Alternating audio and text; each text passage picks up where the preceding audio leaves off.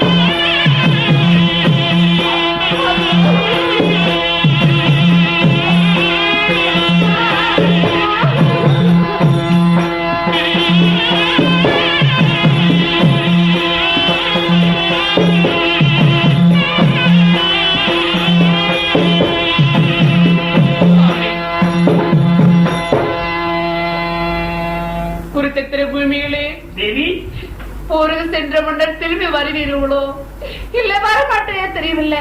ஆனா அப்படி ஒரு கால் குருசத்திரம் ஏதாவது ஆகிவிட்டா இந்த சின்ன வயதுல என் பாடகனை பேசலா எங்க செல்வேன்? எனக்கு சேதி எப்படி தெரியுது சுவாமி? தேவி சுவாமி பயப்பட வேண்டாம். அப்படி ஒரு தோல் அர்ஜுனன் வீரன் அவனுடைய மனத்தினால் வடிந்து விட்டால் நான் எப்படி வாழ்வேன் என்று பயமாக இருந்தால் சுவாமி பயப்பட வேண்டாம். ஒரு வழி இருக்கின்றன.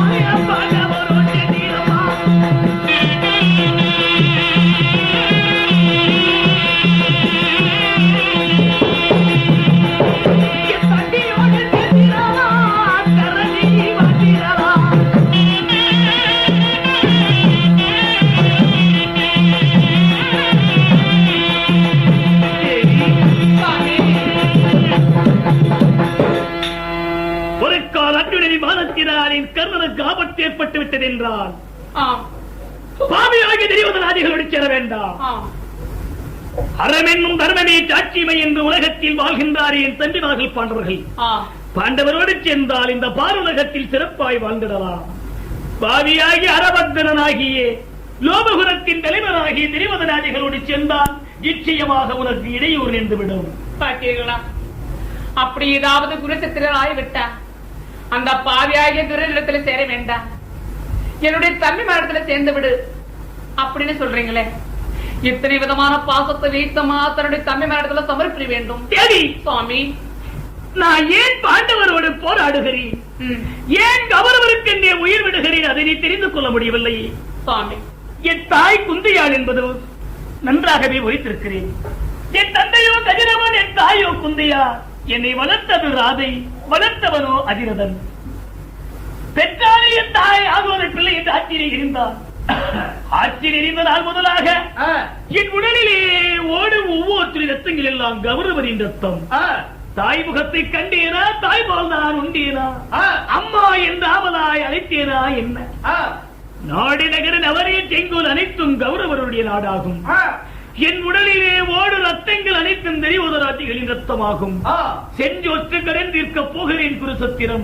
கௌரவருக்கென்றே வளர்த்த இந்த ஜடலத்தை பல பாவங்களே விளையாட்டாய் விளையாடி இந்த ஜடலத்தை கௌரவருக்கென்றே நான் நீச்சப் போகிறேன்.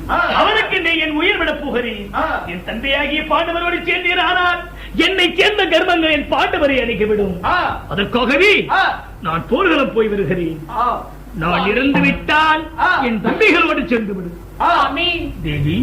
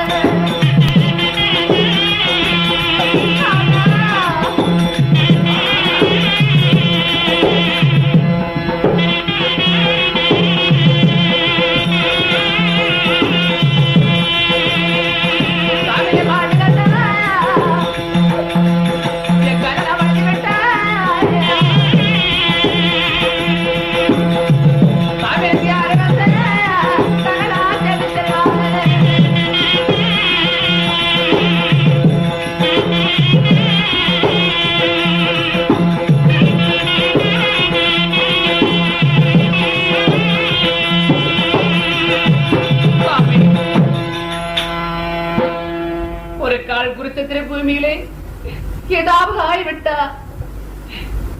ஆனா குருச்சத்திர பூமியிலே கால் மாடா தலமாடா கிடக்கும் பிணக்களிலே உன் ஜடலத்தை எப்படி காண்பேன் சுவாமி? முகத்தை நான் எப்படி அறிவேன்? ஒரு கால அர்ஜுனனை மானத்தினால் வடிந்து விட்டான். நீ இறந்த செய்தி நான் எப்படி அறிந்து கொள்வேன்? மழை போல் குவிந்து கிடக்கும் பிற காட்டிலே நீங்கள் யார் என்பதை எப்படி நான் தெரிந்து கொள்வேன்? உண்மைதான் சுவாமி. தேவி கேட்கிறார், எப்படி அர்ஜுனனின் பாதத்தினால் அடிபட்டினாரா? நீ எப்படி அறிந்து கொள்ள முடியும் தெரியுமா? எப்படி?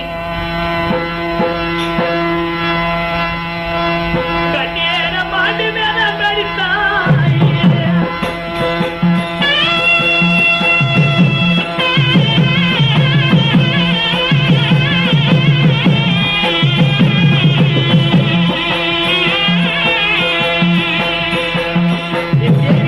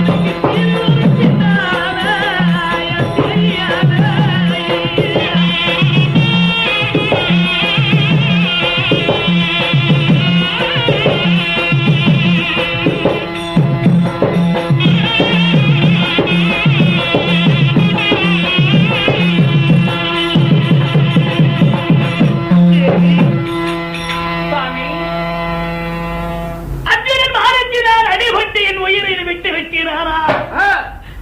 என் தம்பிமாராகிய பாண்டவர்கள் கோடை குடங்கையில் கொட்ட போத முன்னாலே மயிரவத்து மாரடித்து மண்ணிலே பிறந்திருவார். மாலை வரும் முன்னே சீர்வரும் பின்னே. அப்போது என் கணவராகிய கர்மகாராஜன் இறந்து விட்டார் என்று நீ அறிந்து கொள்ளலாம். அப்படியா? உண்மைதான் சாமி. தேவி, நீங்கள் போய்த்தான் ஆக வேண்டுமா? நிச்சயமாக. சாமி, தேவி, மன சென்று வாரா